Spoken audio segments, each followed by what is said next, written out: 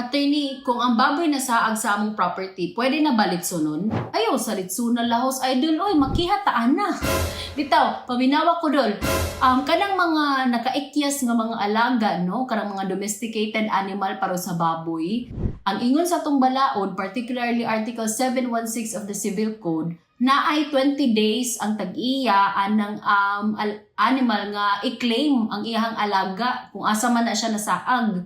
Kung mulapas ng 20 ka adlaw nga wala ra gyapon siya i-claim sa iyang tag-iya, then that is the time nga ma-considered siya as abandoned. Pasabot imuha na tong nasaag na baboy. Pero idol, kung pananglitan ka ilara ka kung kinsa tag-iya sa baboy, imong silingan ra di baboy ra dito sa imong silingan, mas maayo nga iuli na lang nimo ang baboy kay naabot ta gitawag nga unjust enrichment. Lain man sad nga mabusog kag kaon lechon at the expense mo ang silingan unya imong silingan naghilak kay nawa iyang baboy.